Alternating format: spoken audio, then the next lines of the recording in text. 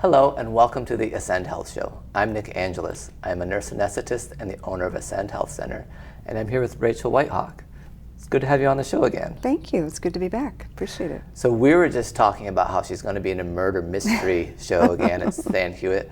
Not really the topic of the conversation what it's supposed to be today. No. Although murder mystery is always fun. I mean, I've written some. It is fun. And part of what we advocate at the ranch is that you have that balance in life where you have your professional life and you do things that are hobbies or things that you enjoy that are fun. So this annual murder mystery is one of those hobbies that I do, that I enjoy. And it's helpful too, because I feel that today in our over-therapized world, a lot of times like, oh wait, let's not talk about anything negative. This is a murder mystery. But I think part of having a robust, resilient life is being able to do things that are goofy or weird. Absolutely. Similar to how I've told you how I need to do this show because there's actual cameras and lights, so I actually behave for a few minutes rather than what it'll dissolve into if I try to do this on my own. Right, right. But it is so important to have things in life that you enjoy. We live in such an enormously stressful, pressure-filled life now. You know, I think we have too much information at our disposal and too much social media and all of that, and I think it really has created a stressful, anxiety-ridden culture. Right. And there is absolutely a place to just enjoy and have a good time, and life's supposed to be enjoyable. Yeah. It isn't supposed to be a miserable struggle all the time. And I think part of that too is noticing when we feel pressured, like, is this important? Like, and sometimes I do this to myself. Like, I'll want to play volleyball and also coach a kid's soccer team and be out of work at time all at the same time. And so I'll realize, like, well, this is stress that I've willingly put on myself. Right. So if I can't do it all, it's just me being dumb and thinking I can bend time, and it's not that big of a deal. That's right. That's exactly right. I think we overextend ourselves. I was just talking to someone outside about how parents are just inundated with the pressures of keeping kids in activities all of the time. And two working parents trying to get children to activities can be, an absolutely, truly depressing, maddening, stressful environment that takes the joy out of raising children and enjoying the family unit. And I often subscribe to the idea, and I prescribe this for the people we work with, to just take away some of those tasks and those societal pressures, and just spend time being a family. It is so healing, and that's where you find real joy. And life goes by so quickly. Kids grow up so quickly.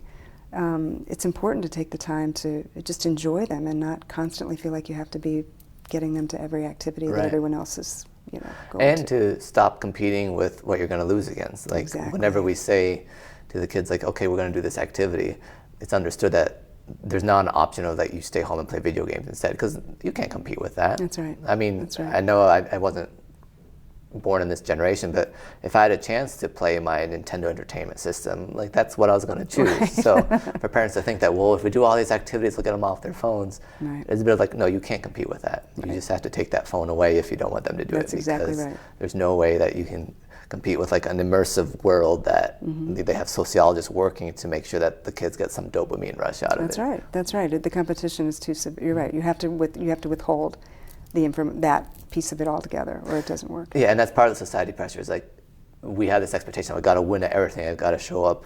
Like, even going back to the soccer practice, I'll show up 5 minutes before practice is supposed to start. I usually say, well, it's a cultural thing. I'm Greek. We're not really on time for things. It might just be a laziness or not caring about other people. Like, well, we can just go into that later, here with my therapist. But it's like, well, of course you're overstressed if you're like, well, I got to get my kid to practice, well, not at 5:30 when it starts, but at 5:15 so we're settled and ready. It's like, how can you build a life with margins, and not the sort of margins where you're, unnecessarily 15 minutes early for something that's only going to take an hour. Right, right. I know. Well, I think we're overscheduled, and I think a lot of our societal stress comes from this. The basic foundation is we are making decisions based on how we feel rather than what we know. We're not really, part of the fundamental thing that we teach at the ranch is we teach people how to separate what they know from what they feel.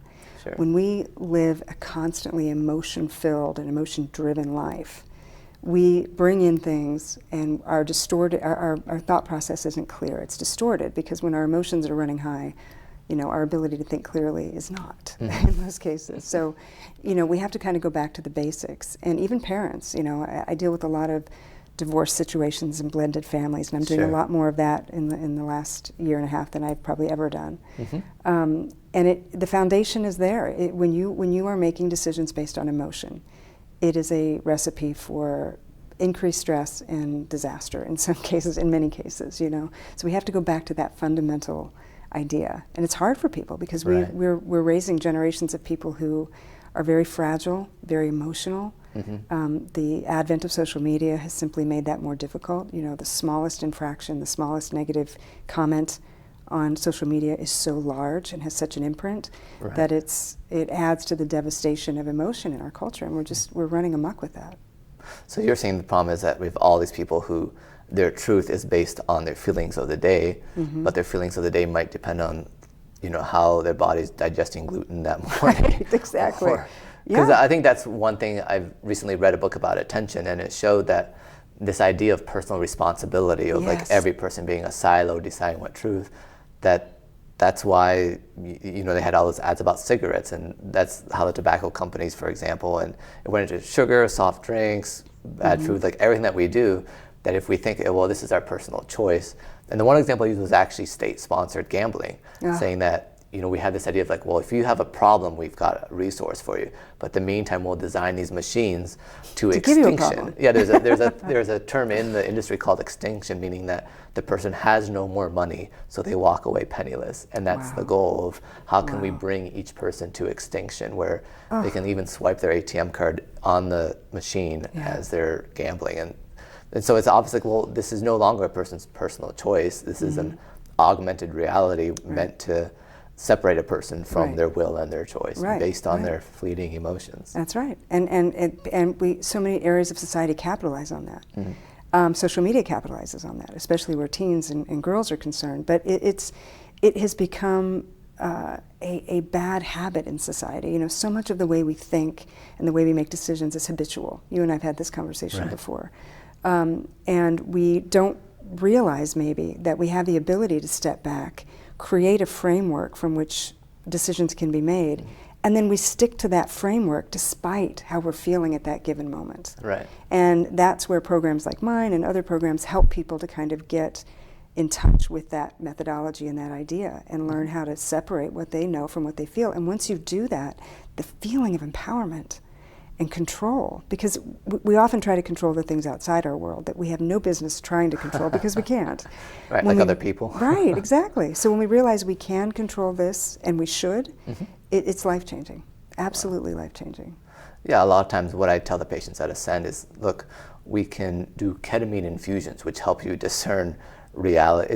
It sounds counterintuitive, like, wait, this is almost like a psychedelic experience. How would this help me understand what reality is if I'm seeing shapes and polygons floating in the ether? But almost some patients, they've actually needed that to actually get re-grounded in reality. Like, this is what's important. This is what matters. This is what doesn't. Almost like a near-death experience. But that's often what I say is like, look, we can go to this where we're pumping a medicine into your veins so that you can detach from this pretend reality that is just a consumer-fueled matrix.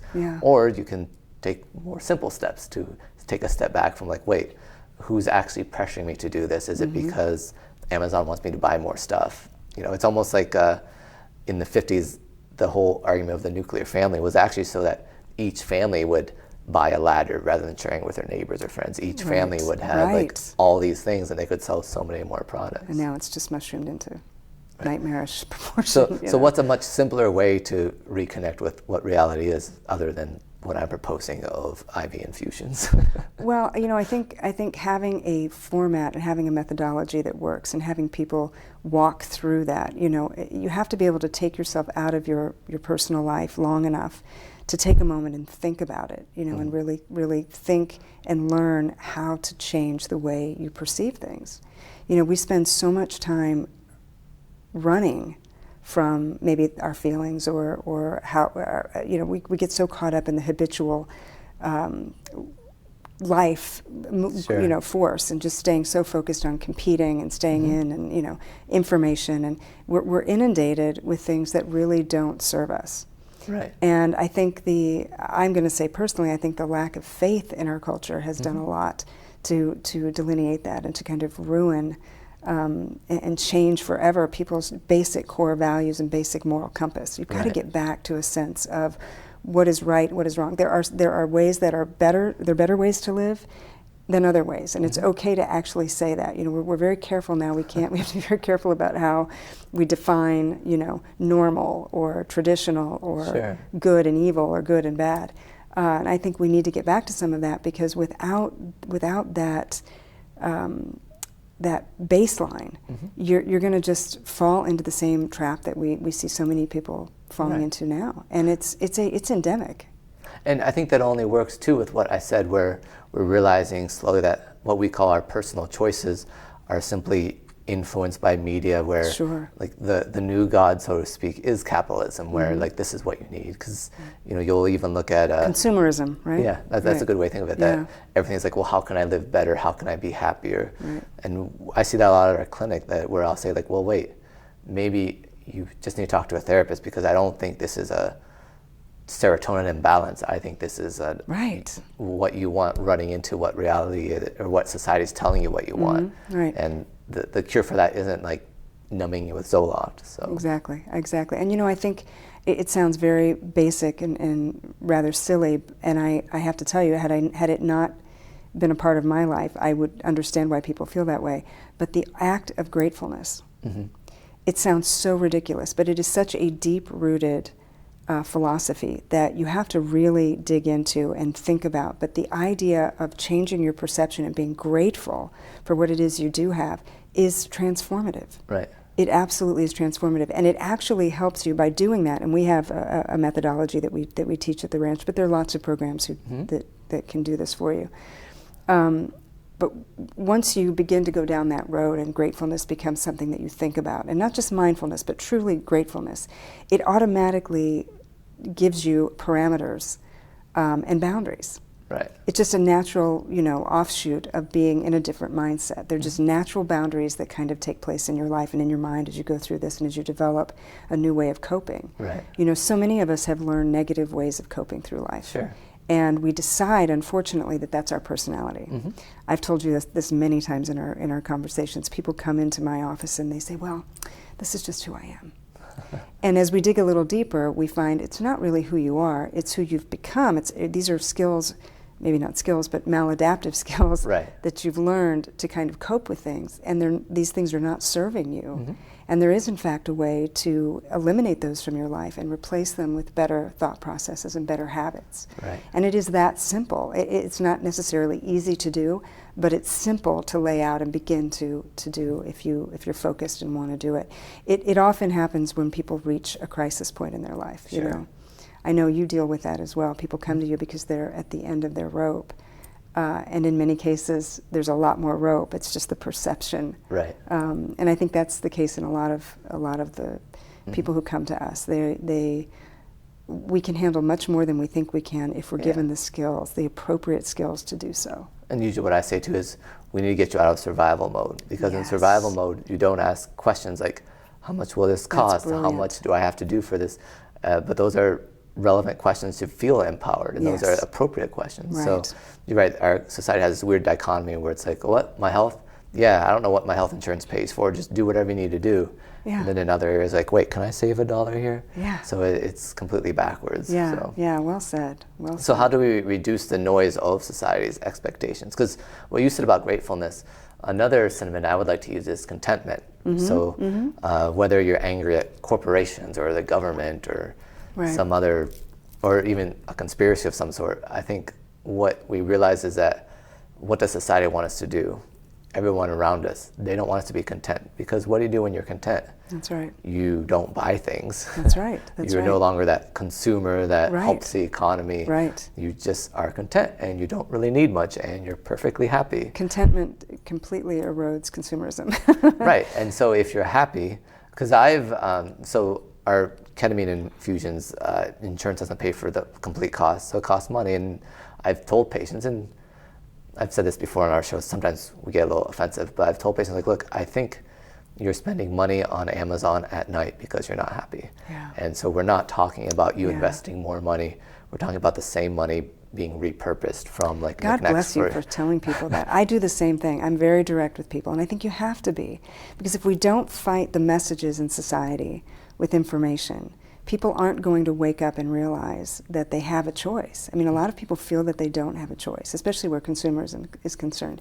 And to your point, most of consumerism is the result of a basic unhappiness and an attempt to find happiness through the purchase of things, and Right. or even experiences, even paying lots of money for experiences that are, not necessarily founded in good thinking and good self-care, right? Right. But contentment is a perfect component to start with people, because once you begin to see that and you begin to develop the skills around it, you begin investing, to your point, in better things in life, investing in your future financially.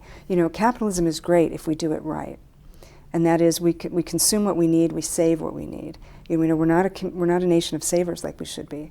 We should be spending a lot more money, a lot more time and effort saving and investing well, without the pull and the draw to Right. constantly be acquiring physical. Because what you're saying too is that it's self-care, that like Yeah. we care enough about ourselves to care about the future. Right. Instead of just like, wait, maybe there's a possibility I could be even happier than I am now. Right. Well, self-care means in the media, in social media in particular, self-care can mean a lot of other things. Yeah. It can mean, getting as much material wealth as you possibly can, because that's the idea of being self-care, being able to just, buy all of these things and Right. have the freedom to do that. But that's really not necessarily freedom at all. Right. And in some cultures, the idea of like hoarding all this stuff is itself like a sin. Like there's a biblical parable about the man who died as he stored up grain. Yes. And in that culture, if you're storing up grain, that means somebody else isn't having grain. So Right. your riches are actually impacting your neighbors. That's right. Which is not something that we ever think about in our Right, culture, that's where right. it's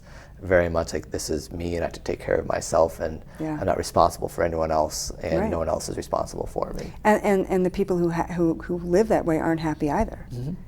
All the accumulation of wealth, and you see it all the time. I just read a book a couple of months ago about a billionaire who gave it all away because Right. it never brought him the joy and the peace and the satisfaction and the security. I mean, how much security does one person need is the other side of it, Yeah. before you're just accumulating to fill a void. And honestly, it is easier to just be like Scrooge McDuck and lie around with your money. Right. But and we often, when I talk to therapists, we have this discussion about, there's also the trend to like take people out of your life who are toxic, and some of that is good and overdue. But a lot of it is like, no, you just have to have some hard relationships in your life. And there's more statistics out now that how many parents and children are estranged, and it's often Yes. for silly reasons. Right, So absolutely. this expectation that, well, in order to preserve my peace, I can't have a relationship with this person or that person. Yeah. It sounds a little counterintuitive, because we're also saying being content and grateful, and also like, don't get rid of all the annoying people in your life. Well, you know what I think? Here's what I think. I think you have to find the perspective. You have to be able to deal with people in a measured way, right? It goes back to not being able to control everyone's behavior. Right. The culture says, if somebody slights you, cut them out. And in some cases, that's necessary. Absolutely. Sometimes there's abuse. There's all kinds of things that require we eliminate toxic people from Sure. our lives. But to your point, I think we need to start advocating that we get a little bit tougher emotionally, and we learn to kind of balance difficult people, the crazy uncle, or the annoying stepmom, or the annoying mother-in-law, or whatever it is, and find a way to balance that against completely annihilating people and disrupting relationships. Right. The divorce rate is so high, in large measure because we are intolerant of the things that we should perhaps be more tolerant of. Not that that's the only reason people get divorced, but there are so many problems that exist when we don't become emotionally resilient. If we don't learn how to put emotions in proper perspective, and separate them from the knowledge and the foundation of a core of values that we have, we are going to consistently be making decisions that disrupt and destroy our lives. And I really believe that. I think it's black and white in some cases. Sure. And you and I see a lot of that because we help hurting people. And all of us are imperfect. all of us need work, but it is not our job to make sure that everybody else is doing the work. Right. If we will work on ourselves, we will find that we have a much better life and a happier life if we can get that balance, strike that balance in our own lives, because we're not in charge of how other people do their life. Well, and that way we can have more freedoms to feel emotions, and rather than saying I'm sad, we can actually go to another level, like, well, I'm actually melancholy, or I'm wistful, or I'm this, or I'm that. Right. Because in that case we're using emotions as they're meant to be, which is not positive or negative, but these are vital clues that I factor into my decision. Right, so that way you don't have to repress an emotion because you're not thinking, well, because I'm angry, I better punch someone. But it's like, no, this is a very useful emotion. Let's drill down and find out, is this anger grief, or is this anger disappointment, or what's the cause of it?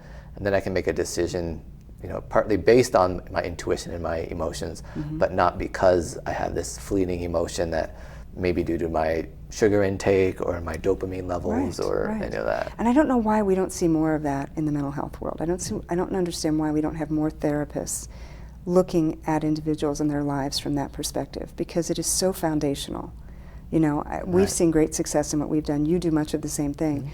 It's so important, and emotions have a place in our lives. You know, to avoid them completely is not what we're suggesting. We have difficult, horrible things that happen in our lives, but we have wonderful things that happen in our lives. Those highs and lows are part of life, and to be able to manage those and navigate them in a normal, healthy way is what we advocate. Right. I don't see that anywhere in our society. I think you have to seek it out. I think, to answer your question, it's much more lucrative for mental health businesses if the idea is we've got to get your emotions in a certain state, because there's a lot of pills, there's a lot of therapy to force emotions, rather than saying like, oh, today was really terrible. Maybe tomorrow will be better. That allows you to have resilience. Right. It doesn't require you to have another appointment with a therapist or try, because right now some of the best drugs in psychiatry are ones that affect both serotonin, dopamine, and sometimes even norepinephrine, where they'll just change the levels of each one that creates an environment to have less depression. And they're great drugs, but it's that same idea of, if your primary goal is, well, I need to feel better and I need this emotion, like that's a lot of doctor's visits and a lot of expense too. And not necessarily a guarantee. Right. You know, in fact, I've had a lot of people who've come to me who've had a lot of allopathic and mental health care and a lot of drugs, and at the end of the day, it's not rendered the result that they'd hoped. And it's the hard work of transforming your thought process that makes the difference. And those drugs can aid people, you know, and we've talked about this before, you know, as they go through the journey of getting better, especially people with chemical, you know, depression and things that really do need to be altered. But the vast majority of people really I believe in my heart, really need a good methodology and a good coach or therapist to work alongside them to get them to the place where these thoughts become a mindset rather than just a fleeting thought, and they transform their thinking. And we've seen it work. It's worked in your life, it's worked in my life. Yeah, we know. And I can see too, there's probably some viewers like, oh, come on, this is like the 55th show, and all of them, I think there's a magic bullet, and I have to end up working on myself. This is dumb. But That's the magic bullet. But I think what we're saying is like, look, some of this doesn't require you to see a therapist every week. Some of it is like, you could probably, I mean, they should look at your website for one, but there's ways to use the internet to find these methodologies of like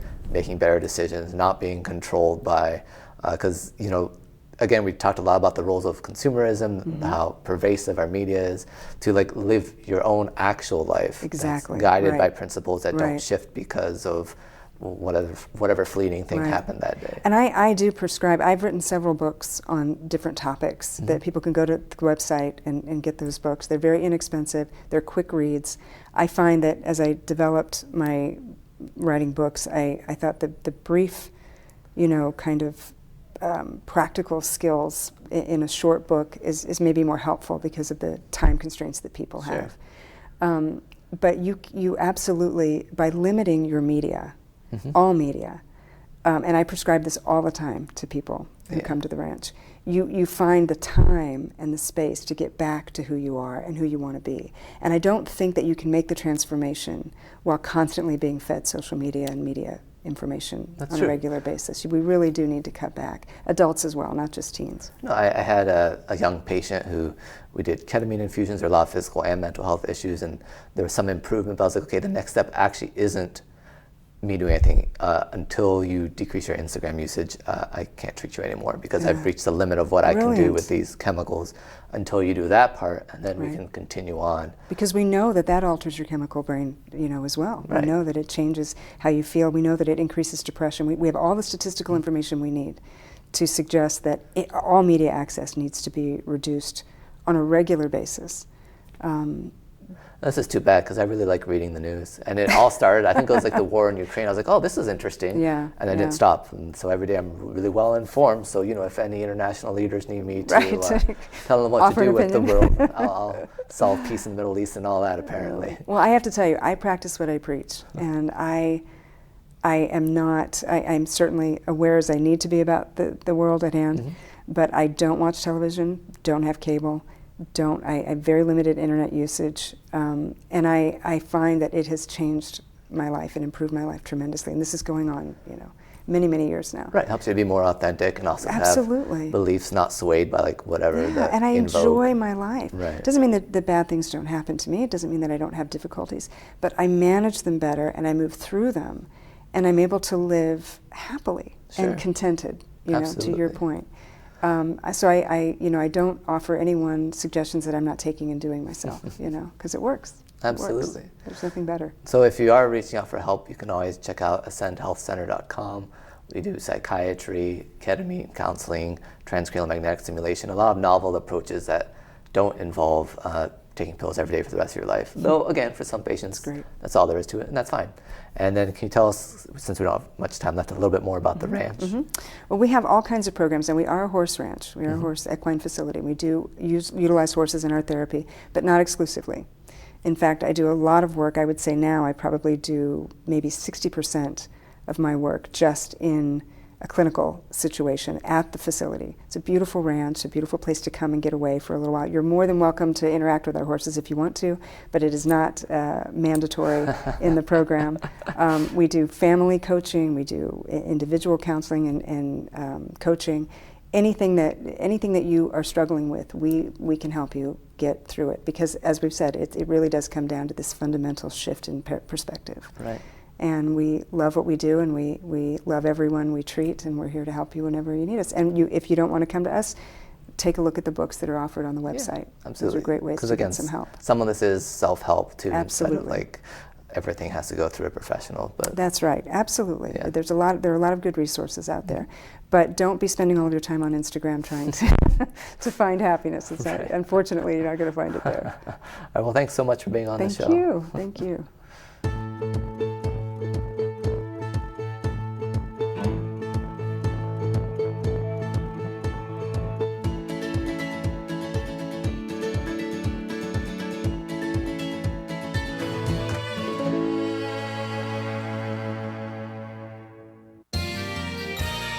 You are watching WCTV, Wadsworth Community Television.